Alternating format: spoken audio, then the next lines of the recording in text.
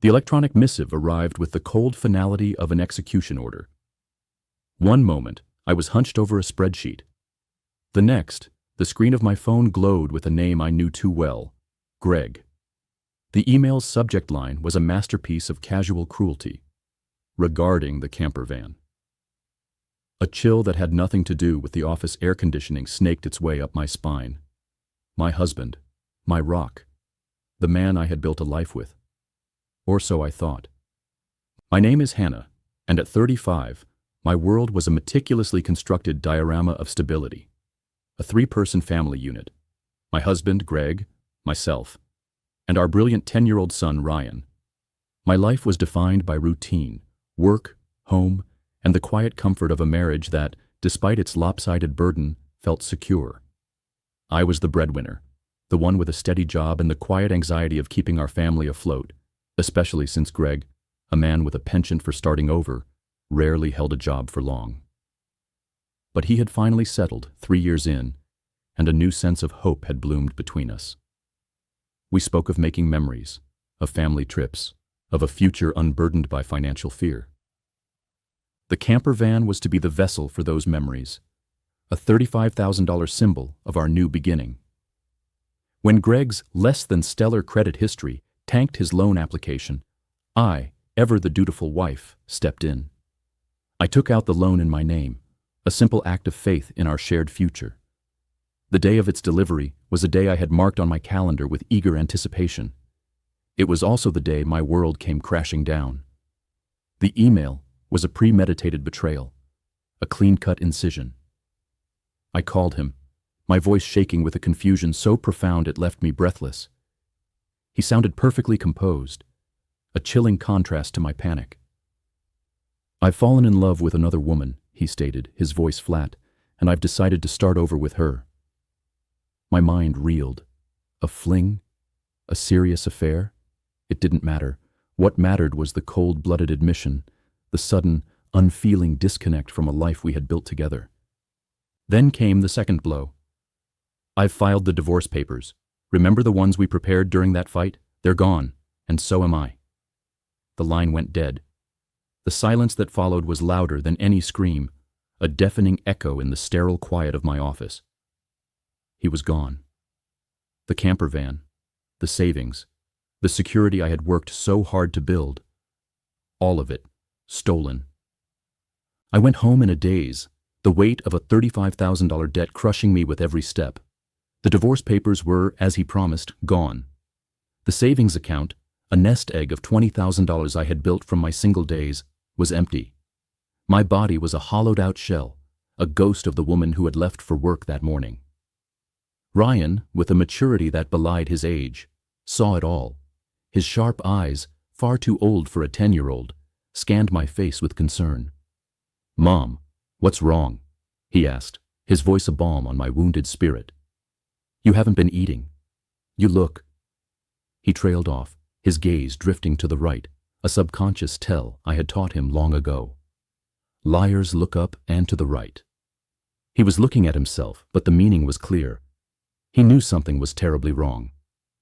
I confessed everything, the words tumbling out in a torrent of despair. His response was a surprise. "I see. It's just like Dad to do something like that." No tears, no anger, just a calm acceptance that spoke of an emotional intelligence far beyond his years. He was a human lie detector, a brilliant mind that had already charted the currents of his father's instability. It pained me to see him so accepting, but his strength became my anchor. I tried to keep going, to outrun the despair, but my body refused to cooperate. At work, a sudden wave of vertigo hit, and I collapsed. When I came to, the sterile white of a hospital room was a stark reminder of my new reality. The diagnosis was grim, a serious illness requiring immediate surgery. "You should have surgery as soon as possible," the doctor urged. "Please make a decision quickly." I felt pathetic, a victim of my own emotional stress. Looking at the IV drip in my arm, I knew I had to fight, not just for myself, but for my son. The surgery was a success, but the recovery was long. By the time I was discharged, a month had passed since Greg had vanished. The first thing I saw in my mailbox was a demand letter for the car loan payment. My heart hammered against my ribs. The repayment was supposed to be automatic. I checked my bank balance, $390. The $20,000 was gone. All of it. Ryan found me staring at the screen, my face a mask of defeat. "You're so pale," he said, his small hand on my forehead. "You look sick again." I broke down, telling him everything. "He took everything, Ryan. The car, our money. I don't know what to do." Ryan's response was a revelation. "Then I'll deliver newspapers. I'll search the internet for work." His words, so small yet so powerful, were the slap in the face I needed. This was not the time for self-pity. He then suggested an idea so audacious, so brilliant, it could only have come from him. "Let's get the car back." I laughed, a hollow sound. "How can we? We don't even know where he is." "We do," Ryan said, a glint in his eye. "Remember the GPS app?" I had forgotten. Months ago, on a family hiking trip, Ryan, ever the strategic genius, had gotten lost just long enough for us to buy him a phone and install a GPS tracker.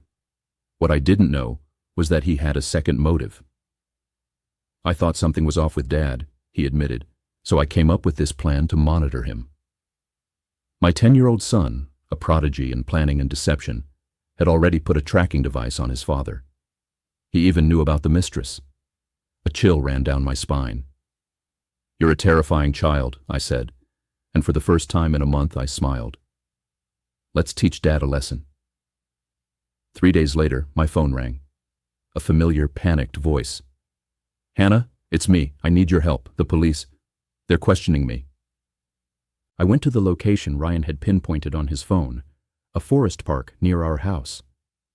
There he was, my vanished husband, standing beside the camper van, talking to a police officer. His mistress, a woman with a smug expression, was glaring at us from inside the vehicle. The sight was pathetic, a perfect portrait of two people who thought they were smarter than the world. "We need to have a talk," I told the police officer, who, at my request, left us alone. As Greg ushered Ryan and me into the car, I felt a familiar pang of hurt, quickly replaced by a cold, righteous fury. "Why would you call the police?" Greg demanded, his composure cracking. "Because you stole my car, Greg." "I didn't steal it, I just borrowed it." "Wrong," Ryan interjected, his voice surprisingly firm. "You filed for divorce. That makes you a stranger. You're driving a stranger's car without permission. That's a crime." Greg was speechless. Ryan, my 10-year-old son, had already outmaneuvered him, a human encyclopedia of legal loopholes. As Greg handed over the keys, a silent acknowledgement of defeat, Ryan turned to him. "Why did you leave us?" he asked, his voice sharp. The mistress, a woman named Mandy, interjected with a sneer. "He left because I'm more attractive than your mother. Can't you see?" "Quiet," Ryan said, his voice a steel rod. "I didn't ask you, old lady. Dad, you answer." Greg confessed everything. He met Mandy at work. They started an affair, and then she got pregnant. He wanted a new life, a new beginning, and the camper van was a convenient way to get it. When he confessed to using the $20,000 to live lavishly, I felt a sense of relief. I was divorcing a fool, a man who had squandered a fortune on a lie.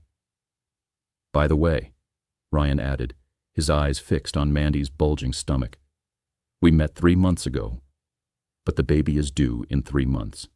That doesn't add up." Greg's face, which had been a mask of pathetic regret, turned to one of confusion. Mandy let out a scream of frustration. "You're so naive, Greg. The baby isn't yours." The argument that followed was a beautiful display of two people devouring each other. While they fought, Ryan and I made another call. This time, we called the police back. And Mandy's parents.